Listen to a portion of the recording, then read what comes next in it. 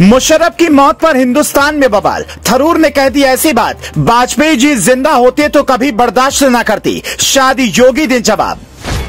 जिसने करवाया कारगिल, धोनी को दी अजीब सलाह, लालू को लड़वाना चाहता था पाकिस्तान से चुनाव, उसकी भारत क्यों करे तारीफ। ईश्वर ने दी कर्मों की ऐसी सजा, मुंह टेढ़ा, शरीर अकड़ा, न नींद आती थी न लगती थी भूख, महीनों तक तड़पा, फिर मौत हुई नसीब।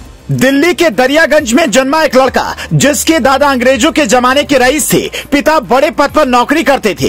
कुछ साल बाद पाकिस्तान पहुंचा तो दिल्ली का ही दुश्मन बन गया। मात्र 21 साल की उम्र में उसने पाकिस्तान आर्मी ज्वाइन की, भारत से 1965 का युद्ध लड़ा। पाकिस्तान जंग हारा, लेकिन इस लड़के को मेडल मिला। 1971 के युद्ध के बाद जब बांग्लादेश बना तो यह लड़का फिर प्रमोशन पा गया और 1998 में पाकिस्तानी आर्मी चीफ बन गया। उसके बाद इसने हिंदुस्तान के खिलाफ ऐसी साजिश रची कि सैकड़ों सैनिक शहीद हुए। दोनों देशों में भीषण युद्ध हुआ और पाकिस्तान की पोल खुल गई। आप समझ गए होंगे, हम बात कर रहे हैं पाकिस्तान के पूर्व राष्ट्रपति जनरल परवेज मुशर्रफ की, जिनकी मौत के बाद पाकिस्तान में मातम है। कुछ लोग खुश भी हैं क्योंकि इन्हें पाकिस्तान का सबसे भ्रष्ट नेता माना जाता था, लेकिन इधर हिंदुस्तान में भी इनकी मौत पर बवाल खड़ा हो गया है। कांग्रेस नेता शशि थरूर ने ट्वीट कर लिखा, 2002 और 2007 के दौरान ये शांति के बहुत बड़े पक्षधर थे। मैं उन दिनों इनसे मिला भी था। जिसके जवाब में बीजेपी प्रवक्ता शहजाद पूनावाला ने लिखा, ये कारगिल युद्ध के आर्किटेक्ट, तानाशाह और जघन्य अपराधों के आरोपी थे, पर कांग्रेस इनका स्वागत कर रही है। यह आश्चर्य की बात है।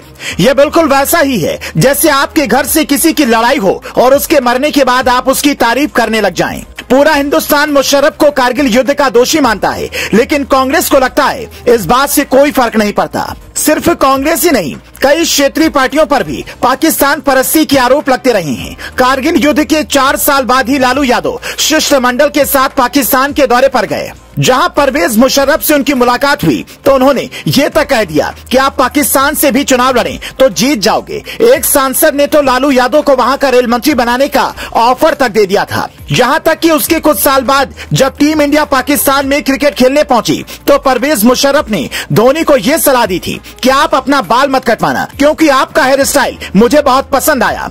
धोनी का हेयर स्टाइल इंडिया में भी काफी पॉपुलर हुआ था, लेकिन कहते हैं धोनी ने वहां से लौटने के बाद वर्ल्ड कप के बाद ही अपना हेयर स्टाइल बदल लिया था। उससे पहले गांगुली जब एक बार बिना सुरक्षा के बाहर निकले थे तो मुशर्रफ ने दूसरे दिन फोन कर कहा था, आप ऐसे मत घूमो, अगर कुछ हो गया तो दोनों देशों में जंग छिड़ जाएगी। हालांकि अब पाकिस्तान गिड़गिड़ा रहा है तो भी इंडिया सुरक्षा की वजह से पाकिस्तान नहीं जा रही। मुशर्रफ को जानने वाले लोग कहते हैं ये व्यक्ति शांति का नहीं बल्कि युद्ध का ही पक्षधर था। जिस नवाज शरीफ ने मुशर्रफ को इतना आगे बढ़ाया, उनकी सरकार का तख्ता पलटकर खुद राष्ट्रपति बन गए। लेकिन कहते हैं आप जो भी करते हैं आपको इसी जिंदगी में भुगतना भी पड़ता है। लेकिन इसके लिए कोर्ट में केस चला, फांसी की सजा सुनाई गई तो बीमारी के बहाने विदेश भाग गए। बाद में पता चला कि मुशर्रफ को अमाइलाइडोसिस नाम की बीमारी थी, जिसमें शरीर में जरूरत से ज्यादा प्रोटीन बनने लगता है। फेफड़े, लीवर, हृदय, नर्वस सिस्टम और पाचन तंत्र सब काम करना बंद कर देते हैं। आखिरी वक्त में मुशर्रफ ना तो कुछ खा पा रहे थे, ना बोल पा रहे थे।